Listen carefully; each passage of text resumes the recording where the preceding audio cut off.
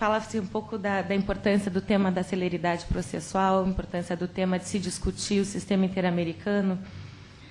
Eu acho que a primeira importância de estar discutindo isso internamente é se a gente analisa as próprias obrigações que emanam da Convenção Americana sobre Direitos Humanos, do Pacto São José da Costa Rica.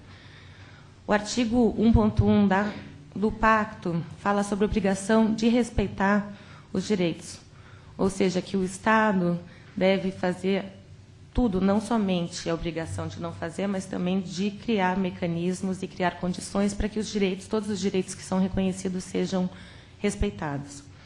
Nesse sentido, a jurisprudência do sistema tem entendido que uma das maiores garantias para a proteção efetiva desses direitos é justamente a investigação, o processamento e o julgamento de responsáveis por graves violações a direitos humanos.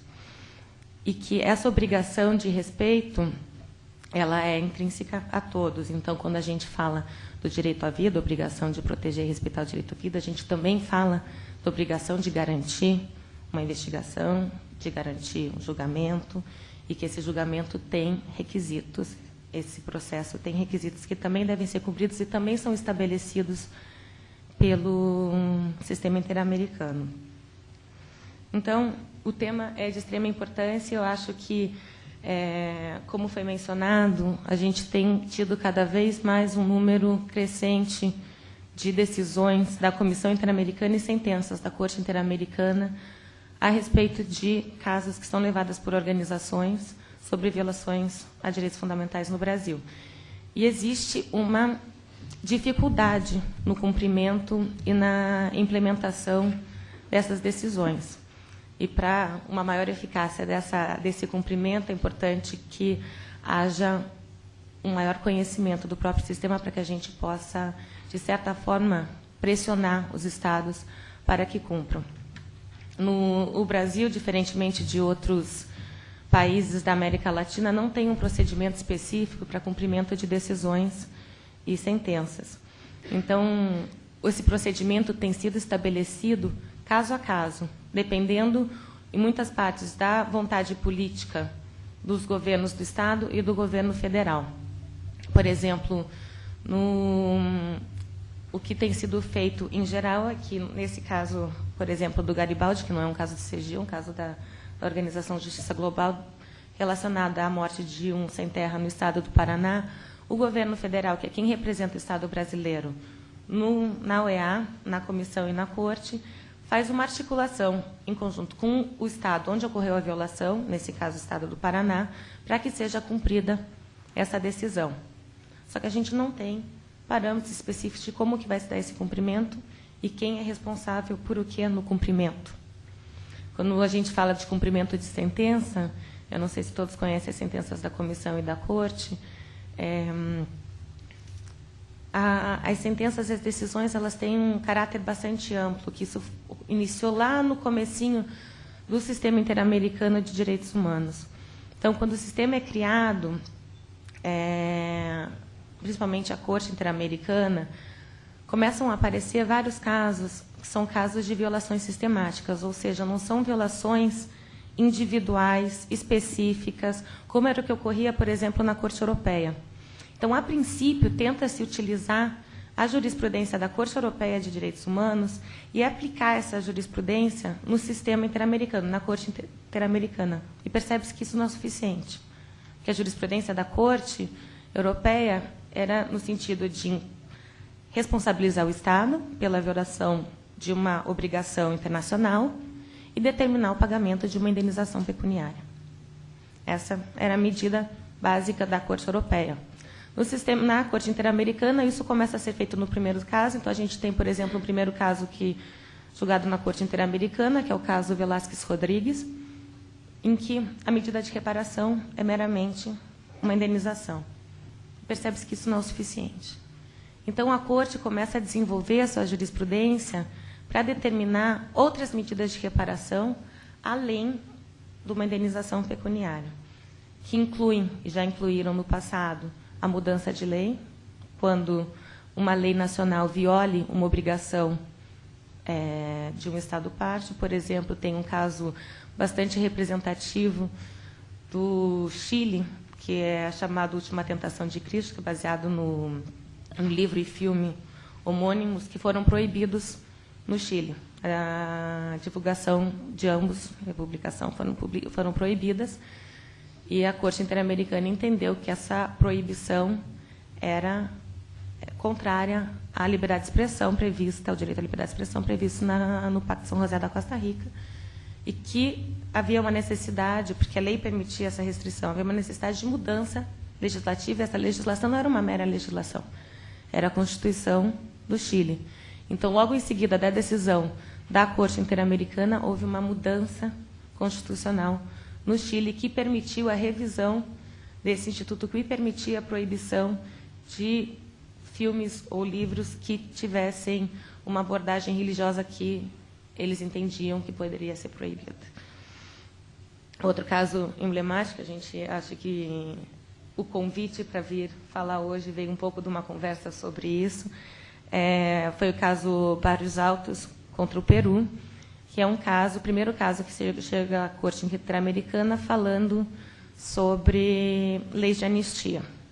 E, nesse caso, a Corte Interamericana determina que a lei de anistia peruana era contrária à obrigação de investigar, processar e julgar da Convenção Americana sobre Direitos Humanos, e que não só para aquele caso específico, que era o caso Barrios Altos, mas que tinha aquela decisão sobre a incompatibilidade da lei de anistia, se referia a qualquer caso em que ela fosse aplicada no Peru. E, a partir disso, começam a haver julgamentos no Peru a respeito de crimes que cometeram durante a ditadura Fujimori e que levaram, no ano passado, à condenação do Fujimori por, inclusive, a chacina em Barrios Altos. Então, a Corte Interamericana e a Comissão, ela tem possibilidades reais de mudança nos países. No Brasil, a gente tem alguns exemplos importantes, não tanto na Corte, a gente ainda está começando essa fase de cumprimento na Corte, justamente pela ausência de um procedimento específico no país para cumprimento, mas tem decisões importantes na Comissão. Por exemplo, o CEGIL litigou o caso da Maria da Penha, que acho que todo mundo conhece o nome, hoje em dia ela é personalidade no país, que tinha uma das recomendações justamente a aprovação de uma lei que tratasse especificamente sobre a violência contra a mulher no país. Percebeu-se pelo caso dela, que foi um caso levado à comissão, no qual o Estado foi responsabilizado, que havia uma ineficácia do Poder Judiciário em tratar do tema da violência contra a mulher, e que, por isso, era necessária uma lei específica que tratasse a temática. A decisão da Comissão Interamericana veio em 2002, e, logo em seguida, houve todo um trabalho do CEGIL, com o CLADEM, que é outro competicionário, junto com todo o movimento feminista no Brasil, que já vinha impulsionando por essa mudança para que ela viesse a ocorrer. Então, está aí a importância do sistema. O litígio, que a gente chama de litígio estratégico, na Comissão e na Corte Interamericana, ele tem possibilidades reais de mudança, mas a gente sempre analisa essa forma, como melhor utilizar o sistema. Então, como levar esses casos e como que a gente consegue tornar esse mecanismo eficaz.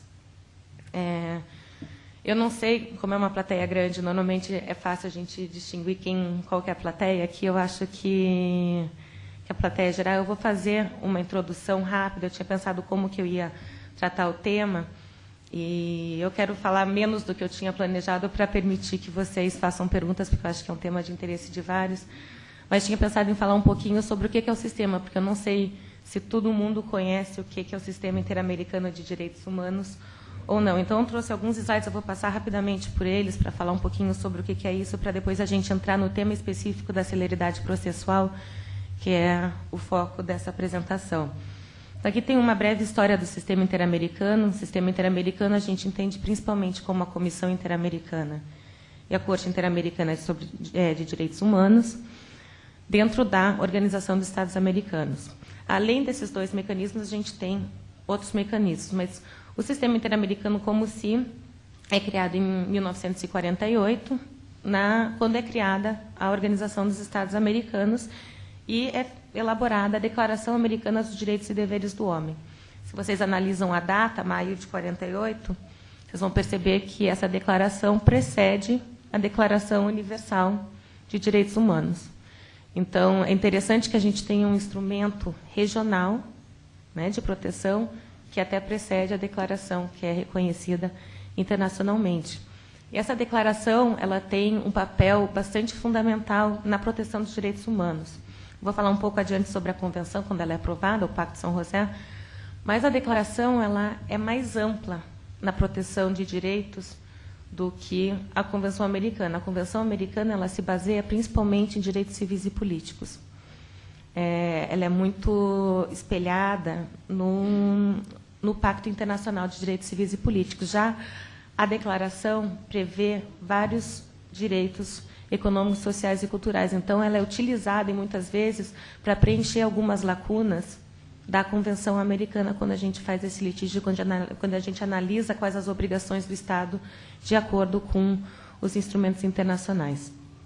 Em 59, é criada a Comissão Interamericana de Direitos Humanos, com um mandato bastante amplo, que é chamada Promoção do Respeito aos Direitos Humanos. Não existia um estatuto, não existia um regulamento e não existia um tratado que criasse essa comissão. Ela é criada simplesmente numa reunião de ministros de Relações Exteriores que decidem que deve haver essa comissão. E ela consegue, em grande parte, fazer o trabalho que fez, principalmente nos anos 70, por causa da dedicação dos comissionados que fizeram parte dessa comissão. Ela toma para si a responsabilidade de exercer funções que não estavam previstas necessariamente para que ela fizesse. Então, começa a receber denúncias individuais de pessoas, tecer resoluções sobre esses casos, faz visita em loco a países, tem um relatório de 78 que é importantíssimo, que é uma visita da comissão à Argentina durante a ditadura e fala justamente sobre os desaparecimentos que estava acontecendo. Então, é um organismo internacional que vai ao país e divulga o que está acontecendo. Ela tem uma importância enorme nesse momento. Em 69, daí vão perguntar por que 78 não tinha mandato específico. Em 69, é adotada a Convenção Americana, que é o Pacto de São José. Mas ela só vai entrar em vigor em 78. Então, durante todo esse período de 59 a 78, a comissão exercia esse papel sem muitos requisitos formais, porque não existiam. E, em 79, é estabelecida a Corte é prevista na Convenção Americana, ela é estabelecida em 79 e vai julgar seu primeiro caso somente em 1988. No começo, quem conhece, quando se entra no site da Corte, verifica-se toda a jurisprudência. Tem uma listagem da jurisprudência e percebia-se que havia talvez 2 casos, no máximo 3 casos por ano na Corte Interamericana. Hoje em dia, a gente está falando em 10, 12 casos por ano, ainda é um número reduzido, mas a Corte, como a gente vai ver em seguida, ela só se reúne algumas vezes por ano. Então, ainda não é um mecanismo permanente, ainda tem um número reduzido, mas quadriplicou desde o começo até a atualidade em trabalho. A gente tem, dentro desse sistema, 2 órgãos principais de proteção, a Comissão Interamericana e a Corte Interamericana. A comissão tem a sede em Washington, nos Estados Unidos. Ela é composta por 7 membros eleitos na Assembleia Geral dos Estados-membros da OEA. Esses membros são eleitos a título pessoal e eles têm um mandato de 4 anos, podendo ser reeleitos. A gente tem só um membro brasileiro, que é o Paulo Sérgio Pinheiro, conhecido de muitos aqui em São Paulo, que está terminando logo o seu mandato. Esperamos que em breve possamos ter um novo representante brasileiro na comissão. Por muito tempo a gente teve representantes brasileiros na comissão e na Corte. Nesse momento a gente só tem na comissão, na Corte não existe nenhum juiz brasileiro. Tivemos por muito tempo o juiz Cansado Trindade, que teve um papel fundamental na elaboração, no desenvolvimento da jurisprudência recente da Corte. As funções da comissão, principalmente, é de promover e estimular os direitos humanos e elaborar estudos sobre a situação de direitos humanos e processar casos individuais. Então, a gente separa em 3. A comissão ela não é necessariamente um órgão judicial. E é por isso que eu coloco as 3 funções. A comissão ela é o órgão inicial do processamento de qualquer caso no sistema, mas ela não é meramente um órgão judicial, porque ela tem essas outras funções, e são funções que quem trabalha com o sistema entende que são importantíssimas. Então, quem não conhece a comissão, vale a pena entrar no site e conhecer esses estudos que falam sobre diversos temas. Recentemente, eles elaboraram um sobre parâmetros para monitorar a situação de direitos econômicos, sociais e culturais, sobre acesso à justiça em caso de violência contra a mulher.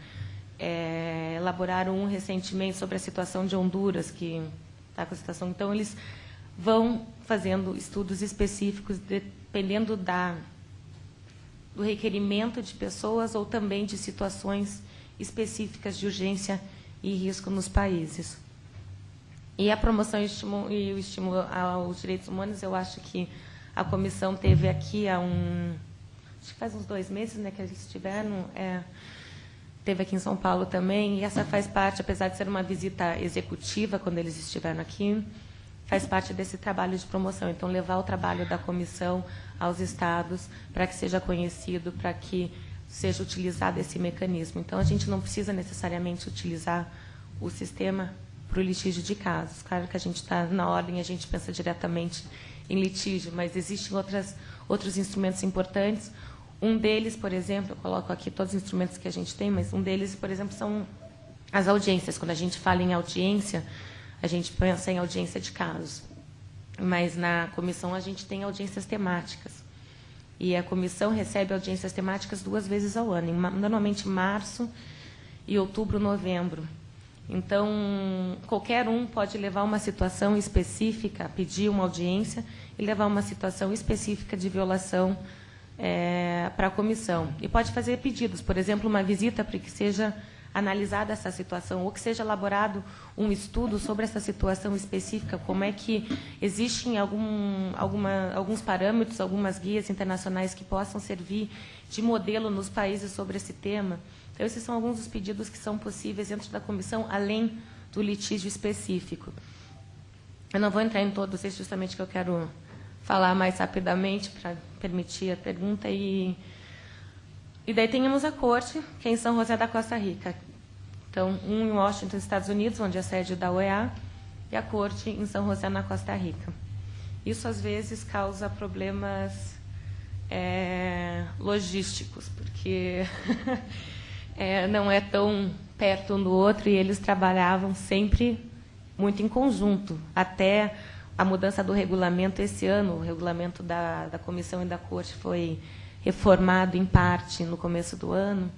Até então, a Comissão Interamericana era a principal responsável para encaminhar qualquer caso para a corte. Então, todo o trabalho da comissão era desenvolvido em Washington, e daí você tinha que deslocar todo o staff, todos os funcionários da comissão que trabalharam com aquele caso, mais todos os autos, mais toda essa parte de secretariado, para a Costa Rica, quando havia audiência. É um custo adicional enorme para o sistema, que já é um sistema em crise financeira. Hoje em dia, eu acho que não chega nem a 4% do orçamento geral da OEA, que é revertido para o Sistema Interamericano de Proteção. Então, o sistema hoje, em grande parte, funciona por projetos de financiamento, como organizações não governamentais. E aí tem toda uma crítica sobre a legitimidade ou a independência por causa dessa necessidade de recursos adicionais, porque acaba havendo um recorte, muitas vezes temático, por causa desses projetos, sobre quais são as atividades que vão ser exercidas, principalmente pela Comissão Interamericana. Pela Corte, menos, porque ela, sim, é um órgão somente judicial. Mas a Corte, então, até o começo do ano, a comissão era a principal responsável. Hoje em dia, a gente tem, com a reforma do regulamento, uma situação que começou agora, temos acho que 5 casos nessa nova situação, que a comissão ainda encaminha o caso para a Corte. Ela encaminha o relatório, porque tem que passar por todo o trâmite na comissão. A comissão determina a responsabilidade internacional do Estado, elabora um relatório com recomendações, que a gente chama de relatório artigo 50, que é o relatório previsto no artigo 50 da Convenção. O Estado tem um prazo de 3 meses para cumprir essas recomendações. Se ele não cumpre e os peticionários têm interesse, esse caso é encaminhado para a Corte. Antes, a comissão fazia, dependendo desse interesse, uma petição inicial para a Corte Interamericana. Com o novo regulamento, a comissão não faz mais. Agora, com o novo regulamento, o que a comissão faz é pegar esse relatório, né, que é como a decisão da comissão, e encaminhar.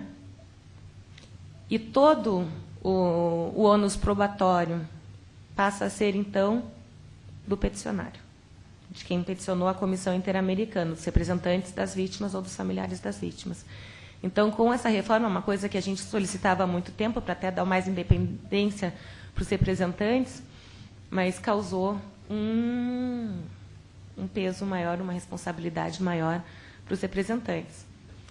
E isso tem algumas dificuldades. Por exemplo, na Corte Interamericana são ouvidas testemunhas, são ouvidos peritos nas audiências, e os representantes que propõem essas provas e têm que levar essas pessoas até a Costa Rica para ser ouvidas. Então, há um ônus maior para os representantes, de certa forma é bom, porque dá mais independência, mas, por outro lado, aumentou o ônus para os representantes das vítimas e dos familiares.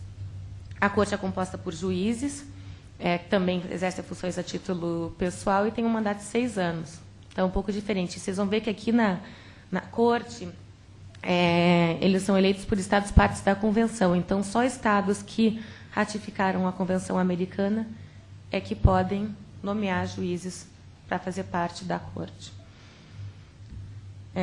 Aqui é um pouco o que eu tinha falado antes. Eu acho que isso é importante quando a gente vai analisar. Eu vou passar agora, que a gente fez essa introdução sobre o sistema, falar sobre celeridade. Quando a gente vai falar em celeridade processual, que é uma terminologia nossa, no sistema interamericano ela tem outra terminologia, mas ela está prevista principalmente em 2 artigos da Convenção, a gente tem que sempre analisar esses artigos em conjunto com os 2 primeiros artigos da Convenção. E o primeiro é o artigo que determina a obrigação de respeito e garantia, né, que é a obrigação de prevenir, investigar e sancionar, a adequação dos dispositivos de direito interno com as obrigações da Convenção Americana, e o terceiro, que é indireto, que é o Estado não deve apoiar, tolerar ou incitar qualquer ação ou omissão às obrigações. Isso significa que não só ações de agentes do Estado ou agentes públicos que causam violações a obrigações da Convenção Americana, mas também de particulares quando o Estado é omisso a essa violação ou não investiga essa obrigação. Então, sempre que a gente analisa os outros direitos, a gente faz essa análise em conjunto com essas obrigações, porque ela dá um caráter mais amplo. E é o que a Corte tem feito. Ela tem analisado os artigos específicos da Convenção, então você não analisa somente o direito à vida, você analisa o direito à vida em relação à obrigação de respeitar e proteger. Você analisa o direito à integridade pessoal relacionado com o direito de respeitar e proteger, nunca isoladamente. Aqui são práticas gerais sobre essa obrigação, que o Estado não pode invocar sua legislação ou prática interna, que está previsto tanto na Convenção de Viena quanto na Convenção Americana. Eu acho que isso é importante. Recentemente, o CEGIL é um dos representantes dos familiares dos desaparecidos políticos na guerrilha do Araguaia, que é o único caso que está no sistema interamericano, na Corte Interamericana, sobre violações a direitos humanos que ocorreram na ditadura militar do Brasil. Nós tivemos audiência agora em maio, estamos aguardando uma sentença da Corte Interamericana para o final do ano, e tivemos em abril, um mês antes da audiência na Costa Rica, o julgamento da DPF 153 pelo Supremo Tribunal, que faz justamente isso, que aplica uma legislação interna, ou seja, a lei de anistia brasileira, em violação a obrigações internacionais, e especificamente a Convenção Americana, porque existe uma jurisprudência pacífica da Corte Interamericana de que leis de anistia não são contrárias à obrigação, agora do artigo 1º, de investigar, processar e julgar graves violações aos direitos humanos. Então, existe ainda uma dificuldade, não só no Brasil, mas muito no Brasil, de entender que a lei interna se contrária com o direito internacional. Existe realmente um conflito e que ele deve ser analisado e que o direito internacional deve ser considerado e não descartado, como fizeram no julgamento da DPF. Então, esse aqui eu já falei, eu vou passar. E aqui está em espanhol, porque toda a jurisprudência da Corte, infelizmente, está em espanhol, com exceção dos casos do Brasil. Então, eu falo que essa é uma dificuldade de acesso à jurisprudência, de certa forma, porque ela está toda em espanhol, mas a gente faz uma tentativa de entender. Eu acho que falando justamente sobre a DPF, falando sobre essa obrigação de respeitar, tem um termo ou um desenvolvimento da jurisprudência recente da Corte que é chamado controle de convencionalidade. É como se fosse um paralelo ao nosso controle de constitucionalidade, mas com relação à Convenção Americana, que fala que, principalmente sobre a obrigação dos juízes, porque se verifica em quase todos os casos que chegam à Comissão e à Corte Interamericana que há uma reticência do Judiciário, principalmente em aplicar as obrigações internacionais dos Estados assumidas ao ratificar a Convenção Americana. Então, a Corte fala que, quando o Estado ratifica um tratado, como a Convenção, os juízes, como parte do aparato do Estado, também estão submetidos a ela, a Convenção Americana. O que obriga a garantir que os efeitos dos dispositivos da Convenção não sejam mermados, que não sejam esquecidos, né, pela aplicação de leis contrárias ao seu objeto e fim e que carecem de efeitos jurídicos desde o início. Ou seja, que ele fala que o controle judiciário dos Estados deve exercer um controle de convencionalidade entre as normas jurídicas internas e nos casos concretos e a Convenção Americana de Direitos Humanos.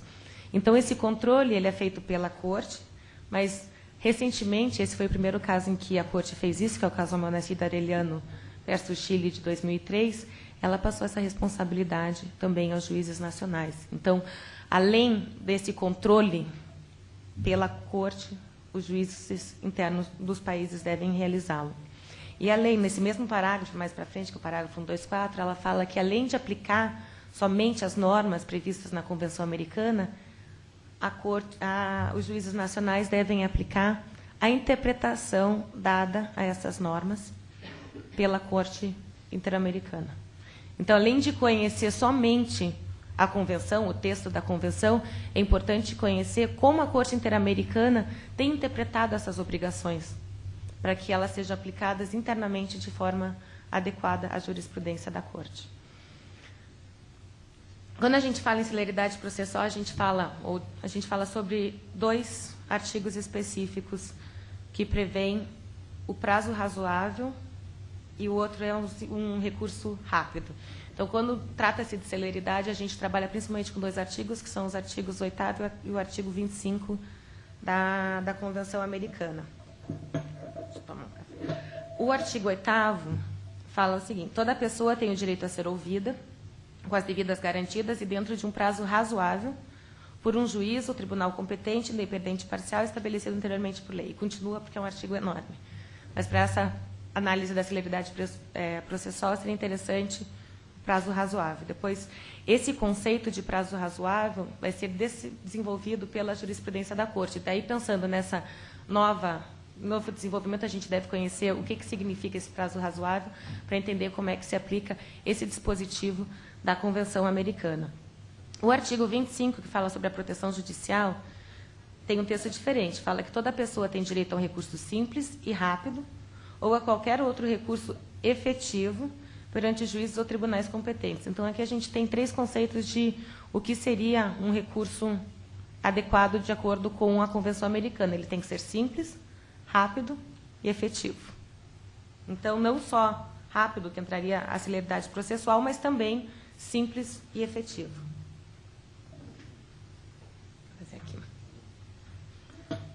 Esse aqui é um... Então, aqui é uma análise do artigo 25, que ele está intimamente ligado à obrigação geral. Por quê? Porque são recursos, então a obrigação do 1.1, que é a obrigação de investigar, está diretamente ligada a ele. Essa é uma decisão da Corte, essa eu traduzi antes, que ao atribuir funções de proteção, deduz que o Estado tem a responsabilidade de desenhar, ou seja, elaborar e consagrar normativamente o recurso eficaz, mas também assegurar a devida aplicação desse recurso. Esse é o caso Villagrán Morales, em 99. Então, ele começa a desenvolver o artigo 25, artigo 8º, em conjunto com o primeiro, que era justamente o que eu tinha falado antes. E daí, depois, numa opinião consultiva, antes até, na opinião consultiva, ele fala que o recurso previsto no artigo 25 da Convenção tem que tramitar de acordo com as regras do devido processo que estão no artigo 8º. Então, que eles não devem ser analisados separadamente, o artigo 8º e 25. Quando a gente está falando de um e de outro, a gente trata deles conjuntamente e com o artigo 1º. Então, tem que ser feita uma análise desses 3 dispositivos da Convenção Americana em conjunto para a gente chegar ao que seria um recurso adequado de acordo com a Convenção. Então, o que é o recurso no artigo 25 da Convenção? Por exemplo, a Corte entendeu que a inexistência de um recurso efetivo contra as violações constitui transgressão. O que é a inexistência de um recurso? Que a previsão legal do recurso é insuficiente. Que esse recurso deve ser idôneo para estabelecer se ocorreu uma violação e assegurar o necessário para remediar essa situação. Então, não basta simplesmente existir formalmente o recurso. Esse recurso tem que ser adequado, idôneo, adequado para aquela situação específica. Muitas vezes, quando a gente litiga casos no sistema, nós mandamos o caso e daí o Estado responde. Então, a gente entra com um caso, digamos, um recente, era um caso de tortura numa delegacia de polícia e o rapaz que foi torturado veio a falecer em consequência das torturas que sofreu. E a resposta do Estado brasileiro foi de que não tinham sido esgotados os recursos internos, que a nossa petição não era admissível, porque a gente não tinha entrado com uma ação de indenização por danos morais. Então, a resposta da comissão na admissibilidade foi que, sinto muito, mas um recurso adequado para um caso de tortura não é uma ação de indenização por danos morais, é a investigação, o julgamento e a sanção dos responsáveis. Então, desenvolve-se esse conceito de adequado, o que é um recurso adequado para cada violação específica.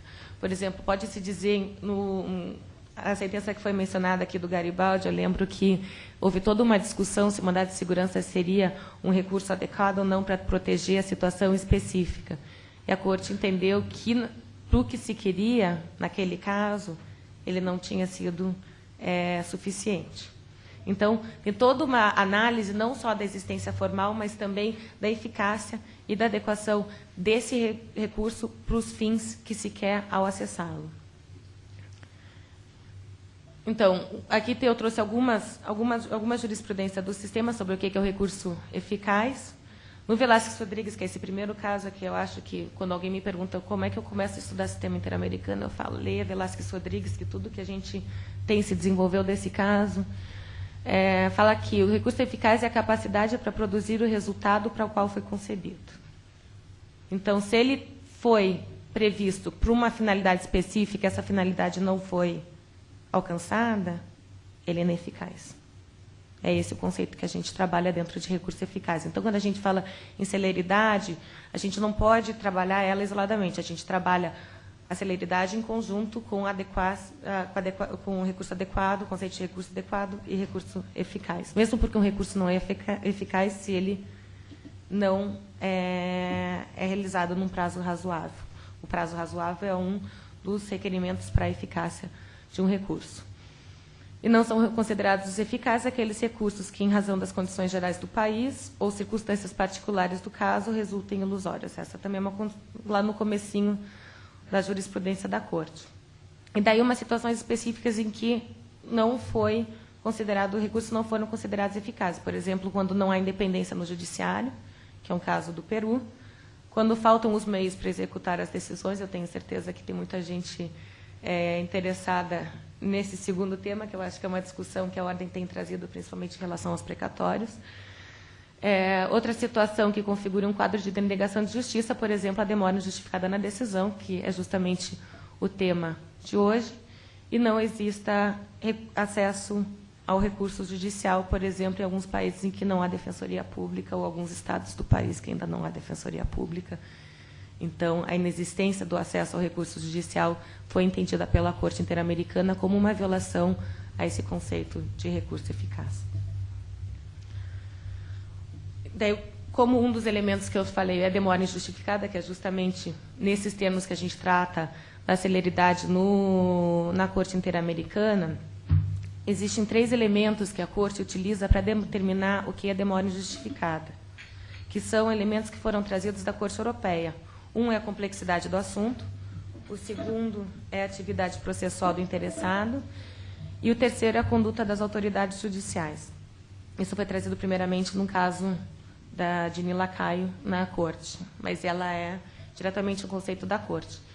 Então, eu vou pegar um pouquinho sobre vou explicar mais ou menos o que é cada um deles. O que é a complexidade do assunto, o que se entenderia como um caso complexo ou um caso não complexo. Então, por exemplo, no caso Heliodoro, que é um caso de desaparecimento forçado no Panamá, a Corte entendeu que a demora ao investigar dificultou a produção de provas. E, por dificultar a produção de provas, existe uma complexidade na investigação. Normalmente, mas esse é um resultado recente, mas, por exemplo, normalmente a complexidade se dá por um número grande de réus ou um número...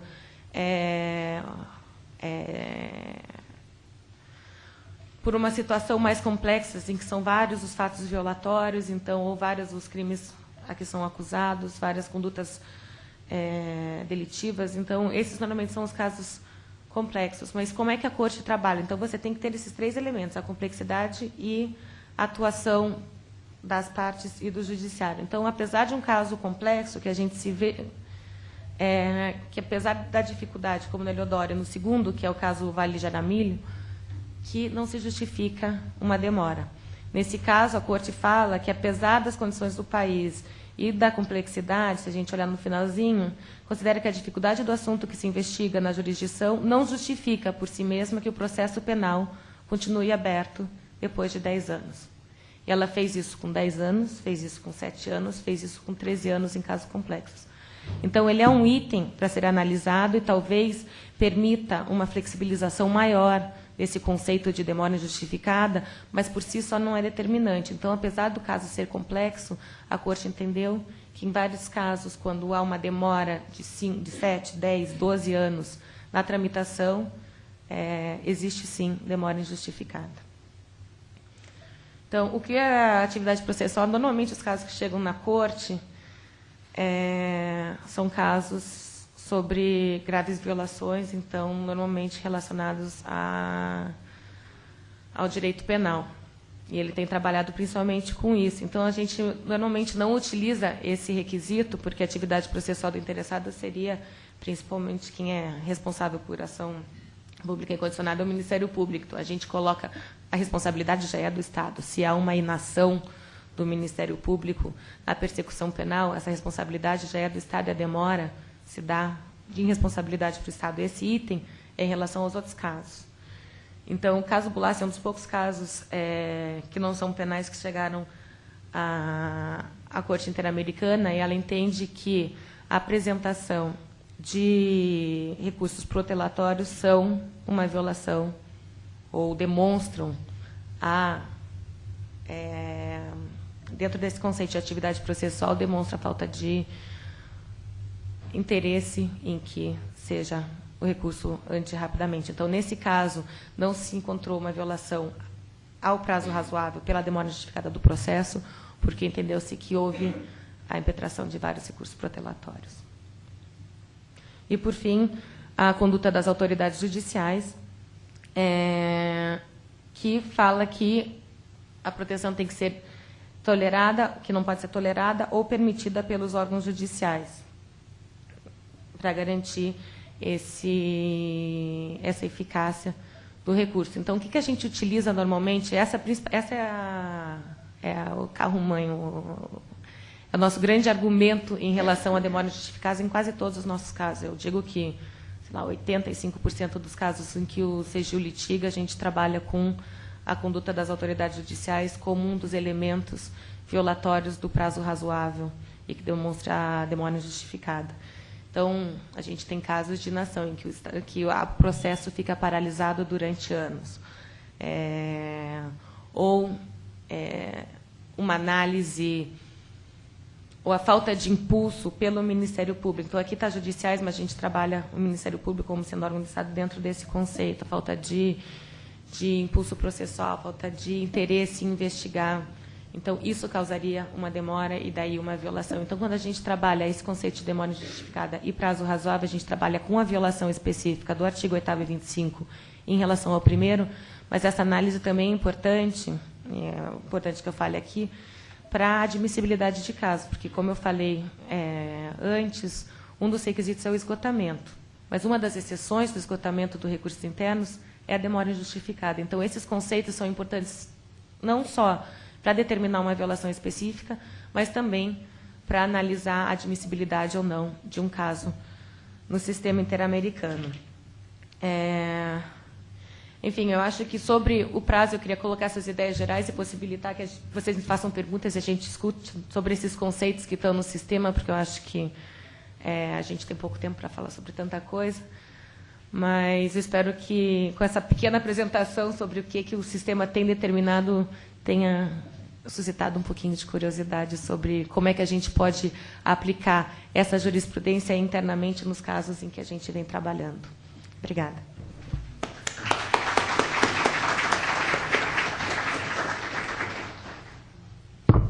Bom, eu vou abrir para perguntas agora, mas eu mesmo iniciarei com uma pergunta da doutora Helena.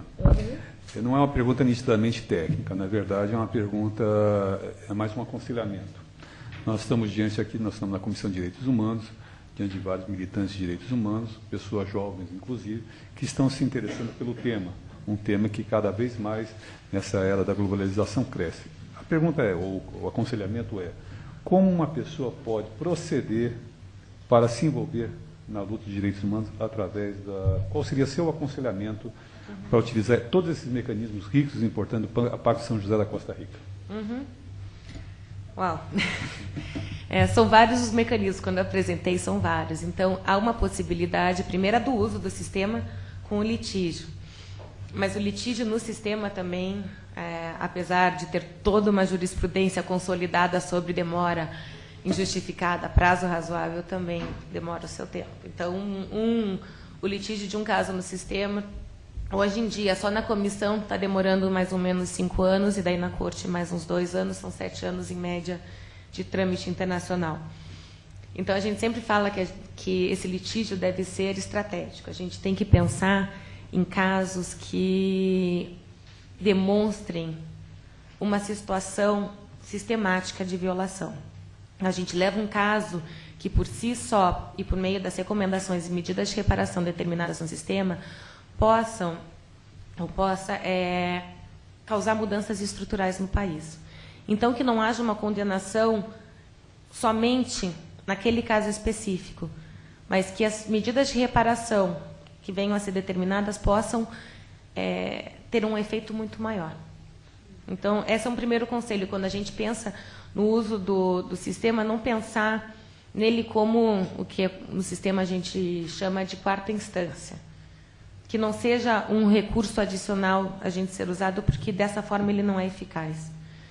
Que a gente pense em trabalhá-lo de forma estratégica. Que a gente pense em trabalhá-lo em casos que são realmente emblemáticos, que possam ter um efeito maior, que a gente discuta temas que são relevantes não só para aquele caso específico, mas também para outros casos. Eu acho que essa é uma análise estratégica que eu faço do próprio sistema. Então, como que ele funciona melhor dessa forma? Porque se a gente consegue trabalhar com uma temática mais ampla e que tenha um efeito geral, o que você também consegue é, quando esse caso volta ao país, depois de uma decisão, você consegue que o cumprimento dessa decisão se dê de forma mais eficaz. Porque daí você conta com parcerias.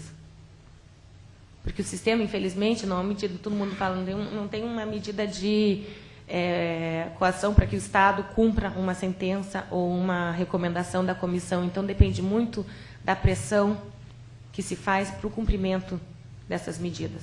No Brasil, a gente não tem um mecanismo estabelecido para o cumprimento, como eu falei antes.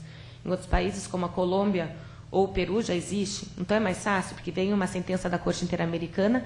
Na Colômbia, por exemplo, ela vai direto para a Corte Constitucional da Colômbia, que determina a execução da sentença.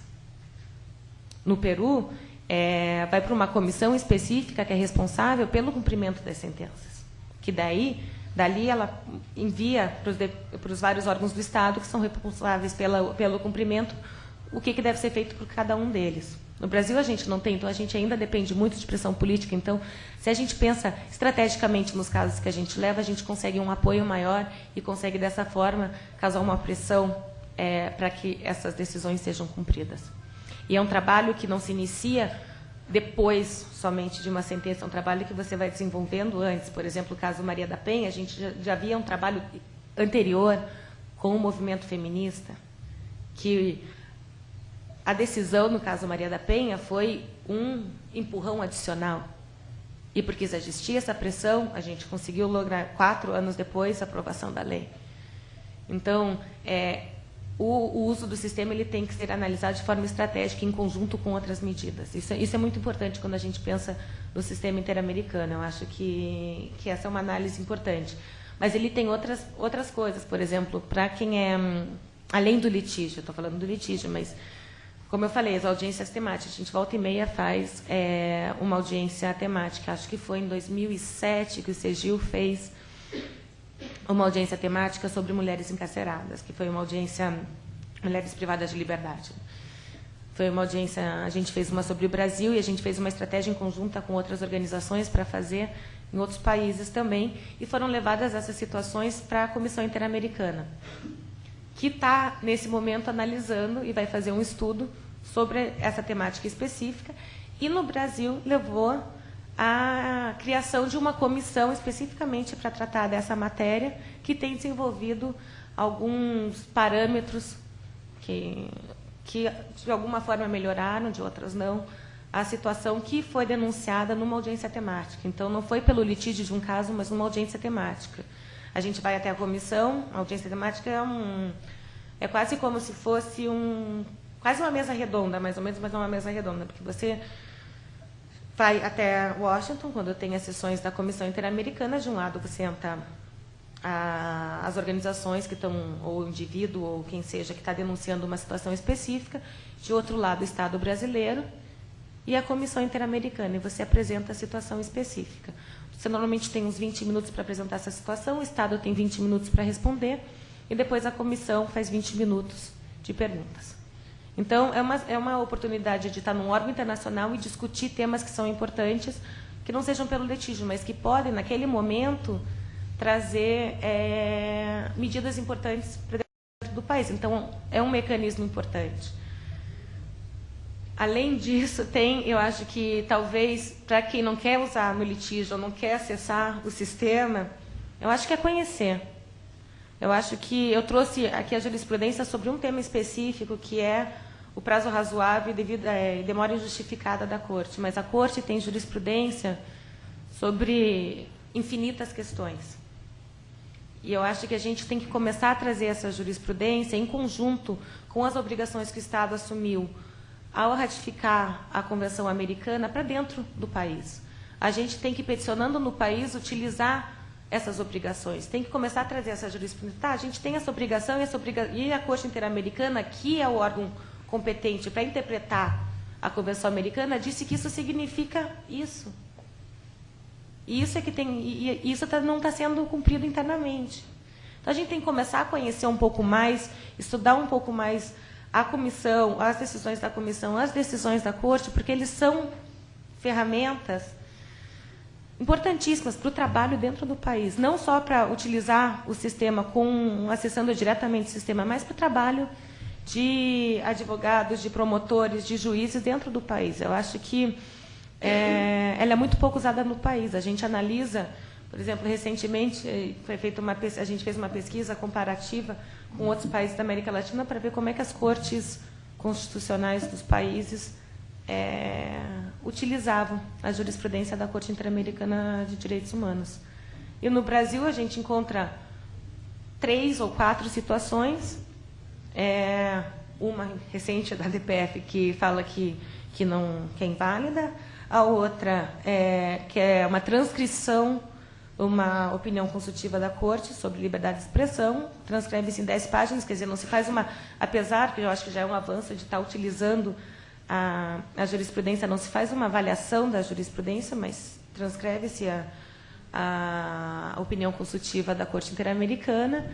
Com relação à prisão por dívida, né, que também trata-se mas não trata da jurisprudência, somente da obrigação garantida na Convenção Americana, mas são muito poucas as referências que a gente tem no nosso judiciário sobre a jurisprudência da Corte e até a Convenção Americana. Isso a gente vê de uma forma muito mais transversal em outros países. A Corte Argentina ela usa frequentemente, com uma intensidade, essa jurisprudência que já faz parte